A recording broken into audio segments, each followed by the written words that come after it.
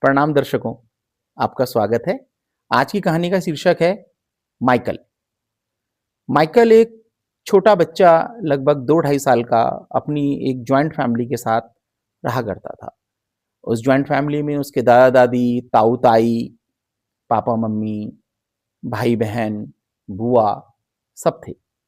Michael खुश था और एक दिन माइकल की दादी ने माइकल से पूछा जब वो 2 ढाई साल का था कि क्या बात है तेरी कंघी नहीं हुई है, तेरी मम्मी क्या कर रही है? माइकल ने अपने बचपना जो था उस बच्चे का उसने जो भी देखा उसने बोला कि मम्मी सोई हुई है।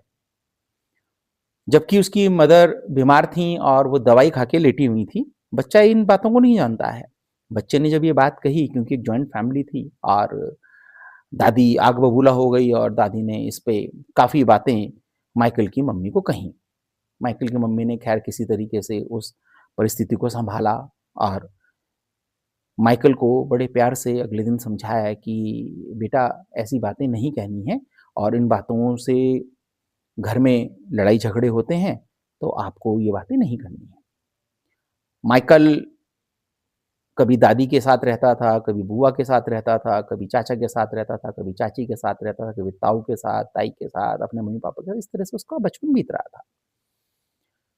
अब माइकल चूँकि दादा-दादी हैं, तो बड़ा प्रेम करते हैं अपने पोतों से और जब कभी माइकल की माँ उसको कहती थी कि आज चल पढ़ने बैठ जा, तो वो थोड़ा-सा पढ़ता था और भाग के दादी के पास चले जाता था। दादी की गोदी में जाके बैठ जाता था।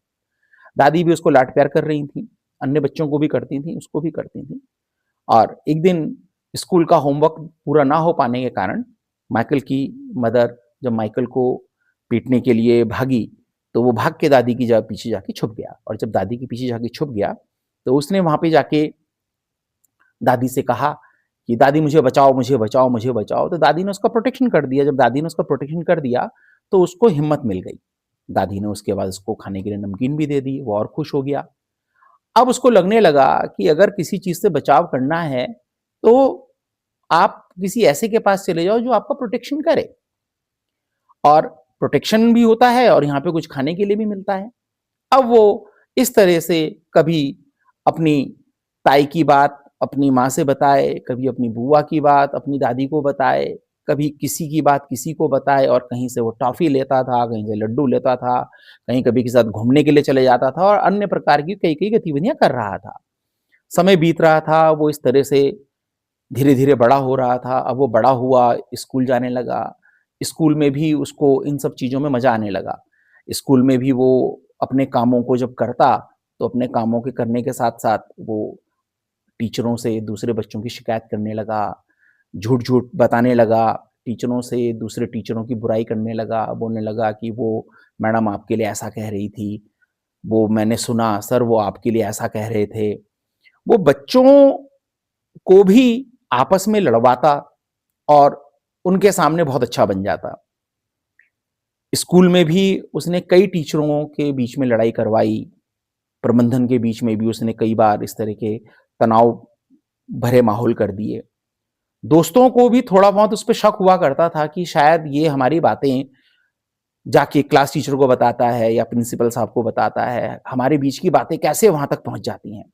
लेकिन वो बड़े ही कुशलता के साथ क्योंकि उसे काफ़ी समय हो गया था इन सब चीज़ों को करते हुए, काफ़ी कुशलता के साथ इस तरह से बन जाता था उनके बीच में कि न जाने कौन है जो हमारी ये बातें वहाँ तक पहुँचाता है और मुझे तो पता चल जाए तो मैं तो उसके बिल्कुल उसकी पिटाई करवा दूँ और बहुत गलत हो रहा है हमारे साथ।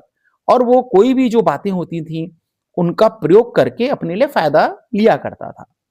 टीचर्स में भी कुछ टीचर्स ऐसे थे जो उसको इस तरह से सपोर्ट करते थे और उसको बहुत अच्छा लगता था। धीरे-धीरे वो बड़ा हुआ और बड़े होने के बाद वो अब अपने परिवार को चलाने के लिए नौकरी करने लगा। इस नौकरी में भी उसके द्वारा यही सब गतिविधियाँ की जाती थीं। अपने बॉस को खुश करने के लिए वो अपने साथ के जो उसके सहकर्मी होते थे, उनकी चुगली करना, उनकी निंदा करना, उनके बारे में बातें करना और वो इस प्रकार के कई कृत्य करता था जो कृत्य ठीक नहीं थे। उसका एक उदाहरण था कि कभी किसी कर्मचारी के सर में दर्द हो रहा है और उसने बोला मेरे तो बहुत सर दर्द हो रहा है, तो कहता था कि तू ठीक है तो कोई बात नहीं, तू गोली खा और गोली खा के हेड डाउन कर ले। वो बेचारा गोली खा के हेड डाउन करता था, ये पीछे से उसकी छोटी सी वीडियो बना लेता था, फोटो खींच लेता था। या चुपचाप जाके बॉस को बोलता था कि बॉस मैं तो बहुत काम कर करके थक गया। तो बॉस पूछते थे क्यों, और भी तो काम कर रहे हैं, तुम ही कैसे थक रहे हो? तो बोलता था कि नहीं नहीं वो सर उसके भी सीट का काम मैं ही कर रहा हूँ। बोला क्यों क्यों कर रहे हो तुम उसके सीट का काम? कि सर वो तो पता नहीं अब उसको सच में सर दर्द है या बहाना बना रहा है, मैंने तो उसको एक गोली भी दी है सर खाने के लिए, अब हो सकता है वो सच कह रहा हो या झूठ कह रहा हो, लेकिन सर वो बार बार ही कभी पेट दर्द बताता है कभी सर दर्द बताता है। अब बॉस ये सब बातें जब सुनता है तो बॉस का मन एकदम से उग्र रूप हो जाता है कि यार अच्छा तुम्हारे ऊपर सारा बोझ आ रहा है। तो वो उसको बुलवा के बड़ा डांटते और फटकार लगाते हैं। माइकल इसी प्रकार से अपने मन की साइकिल में और तरह-तरह की बातों को जोड़ते हुए मज़े ले रहा था और काफ़ी आनंद उठा रहा था। लेकिन दोस्तों, आप एक चीज़ को हमेशा याद रखिए कि शेर को सवा शेर मिलते हैं।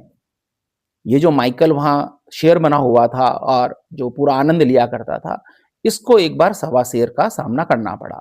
सवा शेर का मतलब जो उससे भी ज़्यादा होशियार हो, जो उससे भी ज़्यादा तेज हो, हर उन कामों में जिन कामों में माइकल अपने आप को उस्ताद समझता था।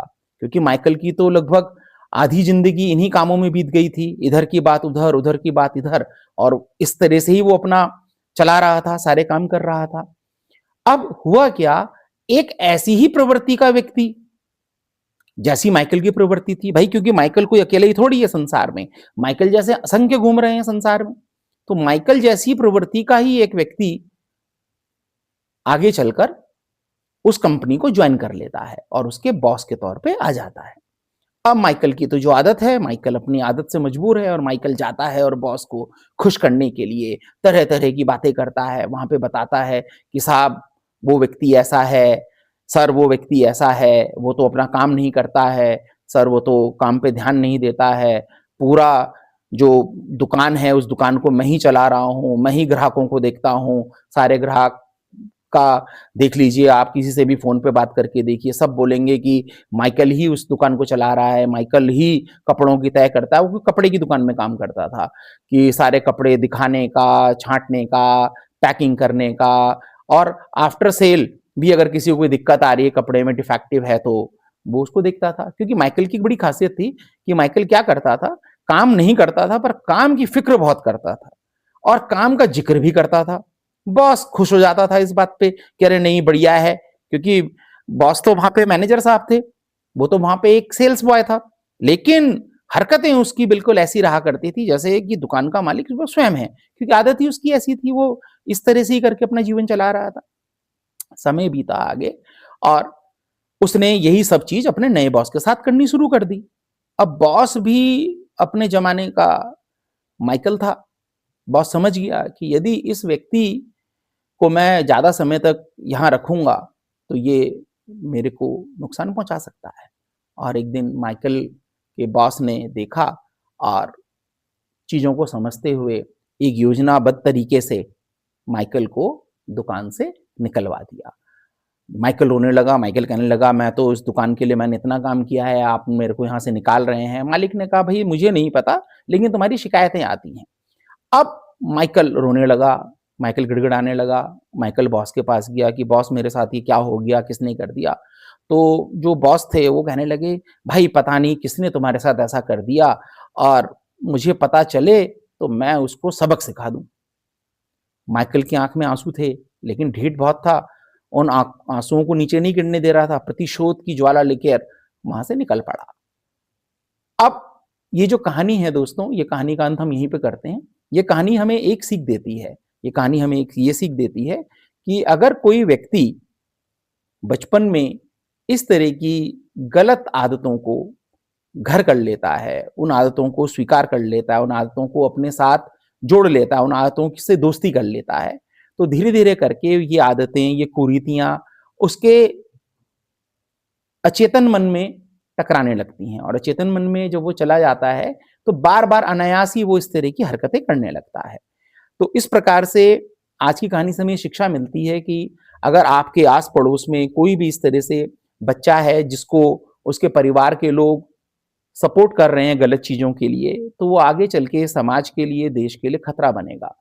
तो आप ऐसे में उस बच्चे को समझाएँ, उसकी काउंसलिंग करें, उसके परिवार को समझाएँ कि वो ऐसा ना करें, क्योंकि ये आज केवल आप अपने मनोरंजन के लिए, अपने फ़ायदे के लिए, अपने क्षणिक सुख के लिए कर रहे हैं, लेकिन ये आगे चल के इतना घातक सिद्ध होगा कि ये अपने आगे आने वाले परिवार, अपनी पीढ़ियों के लिए, सभी के लिए बेकार होगा। धन्यवाद। जय श्री राम।